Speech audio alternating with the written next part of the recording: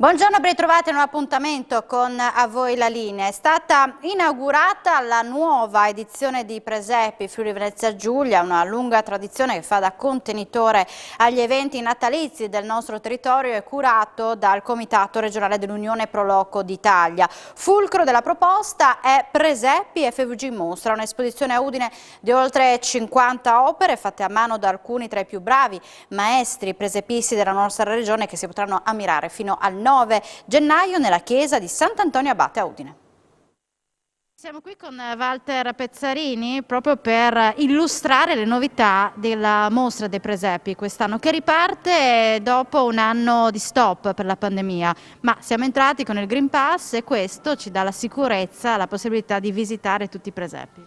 Si riparte con la mostra dell'arte presepiale in Friuli Venezia Giulia. Dopo 11 edizioni della mostra Villa Manin, quest'anno c'è stato il passaggio di consegne qui nella chiesa del XIV secolo dedicata a Sant'Antonio Abate nel cuore di Udine. Una cinquantina le opere esposte da maestri presepisti della nostra regione che hanno lavorato, costruito dei presepi facendo ricerche di materiali e di tecniche particolari, manualità, creando delle opere veramente straordinarie. Per qualificare ulteriormente la mostra abbiamo anche delle opere di artisti contemporanei molto conosciuti della nostra regione, quali Borta, Celiberti, Butazzoni ed altri. La mostra sarà aperta fino al 9 di gennaio con ingresso gratuito nel rispetto delle norme anti-Covid e con la presentazione del Green Pass. La mostra fa parte del Giro Presepi che quest'anno è arrivato alla 18ª edizione. Abbiamo censito 180 località e circa 2000 attività da osservare in tutta la regione. Possiamo dire che la nostra regione è diventata un grande presepio all'aperto o al chiuso. Per sapere dove sono tutte queste località basta entrare nel sito www.presepifvg.it dove sono indicati tutte le realtà che noi abbiamo censito. Anche questo modo per valorizzare l'artigianato locale e per far rinascere un simbolo che forse è mancato dall'altro anno proprio per la pandemia, che quest'anno ha un valore ancora più grande. Sì, questo è vero, perché quando ci siamo ripartiti a settembre per organizzare queste iniziative che stiamo portando avanti già da diversi anni, tutti i presepisti hanno risposto senza nessun problema. C'era voglia proprio di ripartire anche con esposizioni di opere nuove, perché durante il lockdown più di qualcuno si è chiuso in casa a lavorare, a costruire dei presepi nuovi. Assessore, il cuore di Udine è sempre più natalizio grazie alla presenza di questi presepi, una novità. Il Natale 2021 di Udine si arricchisce di questa importantissima iniziativa. Devo ringraziare il Pro Loco del Friuli Venezia Giulia e il loro presidente Pezzarini per aver scelto questa bellissima location della chiesa di Sant'Antonio Abate, quindi nel cuore del centro di Udine, per esporre 50 presepi che sono di alto contenuto artistico e che rappresentano senz'altro, non solo dal punto di vista espositivo ma anche dal punto di vista turistico, una grandissima attrazione che penso che susciterà la curiosità e senz'altro è un modo bellissimo per celebrare il Santo Natale. 18 stelle del balletto si esibiranno al Teatro Nuovo Giovanni da Udine sabato 11 dicembre alle 20:45 per la 40ª edizione del Gala internazionale organizzato dall'Associazione Danza e Balletto. Lo spettacolo ha l'obiettivo di raccogliere fondi per sostenere le iniziative della Croce Rossa del Comitato di Udine. Solo negli ultimi 5 anni i proventi dell'iniziativa hanno permesso l'acquisto di 5 ambulanze. Ne abbiamo parlato con la direttrice artistica del Gala, Elisabetta Ceron. 40ª edizione per il Gala internazionale di danza per la Croce Rossa, sempre un altissimo livello artistico e sempre una grande attenzione anche alla solidarietà. È vero, è un anno anche molto importante questo perché il quarantennale significa che abbiamo insomma, delle persone da ricordare, in questo caso il fondatore, mio padre Bruno Ceron, che ha fondato questa manifestazione, ma soprattutto una vetrina di alto profilo coreutico, è un'occasione per incontrare la Croce Rossa e per sensibilizzare il pubblico a quelle che sono le loro attività proprio sul territorio. Iniziamo dalla parte artistica ricordando alcune delle stelle che si esibiranno sul palco. Sì, quest'anno, forse anche in tempi così precari e fragili dovuti al Covid, ci sono 18 gli artisti che interverranno e sono praticamente quasi tutti i primi ballerini dalle compagnie europee più rinomate, sono anche 5 le prime nazionali, quindi debutti di creazioni importanti ad opera di coreografi rinomati che calcheranno appunto la scena del Teatro Nuovo Giovanni da Udine. Una grande attenzione per il territorio, dicevamo alla solidarietà, un rapporto di lunga durata con la Croce Rossa che ha portato ad effetti e risultati molto importanti. Sì, perché negli ultimi anni l'utile della serata ha contribuito all'acquisto di 5 mezzi ambulanza che proprio in tempo di Covid si sono rivelati veramente preziosi e necessari, ma anche i fondi sono stati spesi per i bambini fragili del nostro territorio che la Croce Rossa assiste quotidianamente. Acquistare un biglietto e quindi partecipare a questa serata significa dare un ulteriore contributo, un ulteriore aiuto. Diciamo che significa molto sia per gli artisti che intervengono a titolo gratuito, e non è poco perché si tratta appunto di artisti rinomati che lasciano le loro compagnie, magari viaggiano anche di notte per raggiungerci e poi ripartono nuovamente per gli impegni che hanno presso i loro teatri. E poi è molto importante perché comunque in questo momento valorizza proprio l'opera di volontariato del Comitato di Udine. I biglietti sono biglietti che hanno sempre mantenuto dei prezzi molto contenuti proprio perché lo spettacolo si rivolge e vuole parlare a tutti. In più, se mi permettete, il programma è un programma che ha il piacere di presentare pezzi, sì, creazioni contemporanee, ma anche brani tradizionali, pagine del repertorio classico che sicuramente trovano comunque il favore di un pubblico ampio. E sempre poi un'attenzione anche per gli artisti del territorio che magari da qui hanno cominciato e adesso sono su scene importantissime a livello internazionale. Sì, è vero, per esempio quest'anno è il momento di Massimo Gerardi, che è un danzatore e coreografo di Pordenone che da anni vive all'estero, in questo momento collabora con la Tanzcompagnie di Giessen, però è appena stato assistente di Jacopo Godani al balletto di Francoforte, e lui ha firmato per l'apertura della serata appunto un lavoro dedicato alla fine del patriarcato di Aquileia.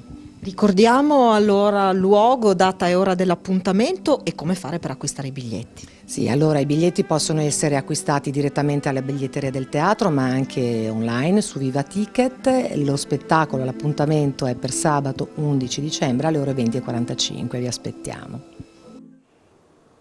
Opus Loci, questo è il nome evocativo di un nuovo progetto promosso dalla Camera di Commercio di Udine Pordenone con il supporto della Regione, che mette in rete i 5 siti UNESCO del Friuli Venezia Giulia. Abbiamo sentito il Presidente della Camera di Commercio di Pordenone Udine Giovanni D'Apozzo e l'assessore regionale alle attività produttive Sergio Midiubini.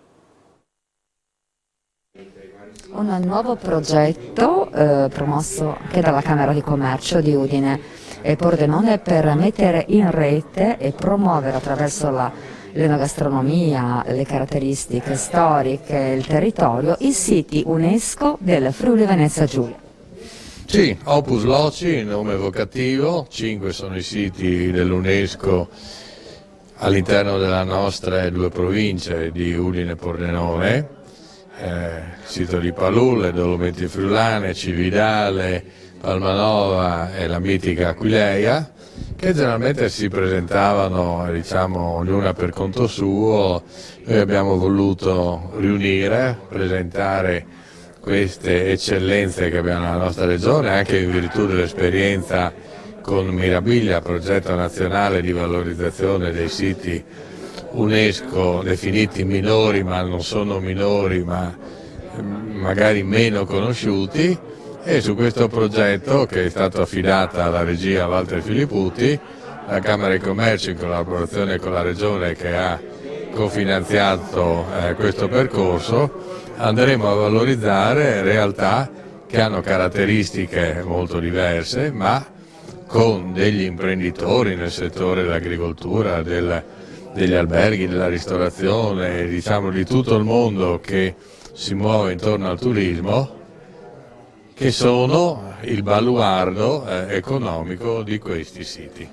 Un ricchissimo patrimonio, quello protetto dall'UNESCO in Friuli Venezia Giulia, messo in rete anche adesso attraverso la Regione e la Camera di Commercio di Udine e Pordenone. È un progetto che mi è stato presentato qualche mese fa, un progetto che ho subito sposato e condiviso. La peculiarità dello stesso, come ha detto lei, è il fatto di poter mettere ad un denominatore comune tutti i siti UNESCO del Friuli Venezia Giulia, ma mi permetto di aggiungere oltre, insomma non solo l'ambiente del Friuli Venezia Giulia ma anche l'eccellenza del Friuli Venezia Giulia, parliamo anche di commercianti, artigiani, la promozione enogastronomica presente nel nostro territorio e una forma di turismo che in questi ultimi 2 anni è cresciuta particolarmente, parlo del turismo slow, daremo la possibilità ai turisti della nostra regione di poter visitare guidati un po' tutti quelli che sono i siti UNESCO presenti, quindi un'offerta interessante, meravigliosa, nuova, da sposare, da condividere, da promuovere. Piccola pausa per la pubblicità, poi ci ritroveremo ancora in diretta da Voi la Linea, tra poco.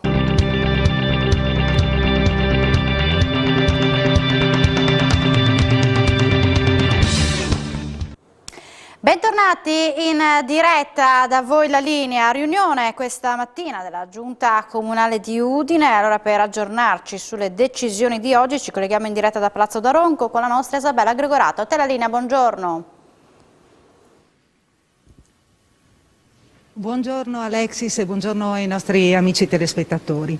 In questo momento accanto a me ho l'assessore Francesca Laudicina. Comunque vorrei aprire questo collegamento parlando di un'iniziativa che riguarda il parcheggio di Via Sabadini. Il parcheggio di Via Sabadini che è stato inaugurato da poco, 106 posti auto. Ebbene, oggi è stato annunciato che ci sarà la possibilità di parcheggiare al parcheggio appunto di Via Sabadini con un abbonamento pari a 25 euro al mese. Questo per invogliare le persone che hanno la necessità di sistemare l'auto, per quelli che sono a lavorare in città, ma anche per tutti quelli che arrivano in città magari per sbrigare delle commissioni. E poi altre novità riguardano il prezzo del parcheggio 40 centesimi all'ora e tutta la giornata praticamente costa 2 euro. Essendo appunto di recente apertura, così ha detto l'assessore Michelini, c'è la necessità con questo modo, con questi prezzi calmierati, di farlo conoscere e farlo fruire maggiormente. Abbiamo detto che accanto a me c'è l'assessore Francesca Laudicina, perché ci parla di una novità che riguarda le partecipate del Comune di Udine. Nello specifico parliamo proprio dell'ente fiera. Sì, esatto. Allora, ogni anno gli enti locali devono affrontare, come prevede il decreto 175, la cosiddetta razionalizzazione delle società partecipate e quindi diciamo il Comune di Udine si ferma per un attimo e fa un quadro preciso della situazione delle sue partecipate. Ecco, chiedo scusa un attimo Assessore, vediamo se viene qui anche per la diretta l'assessore Giulia Manzana, la facciamo avvicinare. Ecco. Allora, ritorniamo, chiedo scusa. Esatto, quindi si diceva razionalizzazione delle società partecipate, quindi l'ente locale fa una fotografia al 31 dicembre, in questo caso del 2020, di quelle che sono le sue partecipazioni, dirette e indirette. Fatta la fotografia, confrontato anche con la norma di legge, diciamo che il Comune di Udine aveva già delle partecipate di cui aveva deciso le dismissioni nei precedenti procedimenti di razionalizzazione, conferma per alcune società come appunto di Tedi e anche un momento di nebbia e anche UCIT, bravissima, conferma il procedimento di dismissione ed invece revoca la dismissione della partecipata Fiera Spa, Udine Gorizia Fiere Spa, perché il bilancio di questa nostra partecipata al 31/12/2020 si è chiuso con un utile e quindi la norma di legge ci permette di poter, e che c'è una norma di legge ad hoc anche per le fiere, di poterla revocare. Ecco, c'erano state tante polemiche perché appunto avevate deciso, perché il Comune aveva deciso di togliersi, no? Sì, allora diciamo che le polemiche erano sempre state polemiche strumentali perché il Comune non avrebbe adempiuto a un obbligo di legge, quello che dice la legge Madia, però noi abbiamo sempre detto che se si fosse aperta una possibile porta in qualche maniera per poter revocare questo tipo di provvedimento l'avremmo fatto. Oggi questa porta si è potuta aprire e quindi noi revochiamo per quest'anno appunto la dismissione della partecipazione. Ecco, con noi abbiamo detto c'è anche l'assessore Giulia Manzan, 2 le idee presentate, 2 le proposte che sono state approvate nel corso della giunta di oggi. Sì, ma partirei dalla terza proposta, se me lo consente, esatto, perché è la più imminente. Venerdì dalle ore 16 partirà il primo ciclo di incontri sul tema dell'economia circolare legata a un progetto europeo, City Circle, in collaborazione con l'Università degli Studi di Udine. E quindi il tema dell'economia circolare che verrà declinato in 5 incontri, e quindi l'economia intesa come anche architettura post-estrattiva, le nuove green job, le nuove professioni legate al tema dell'economia circolare, l'utilizzo anche della pubblica amministrazione di servizi legati all'economia circolare e i nuovi fondi comunitari legati a questo tema, che è un tema molto importante perché insomma il riuso, il riciclo, il riutilizzo sono delle tematiche di sostenibilità ambientale a noi molto care.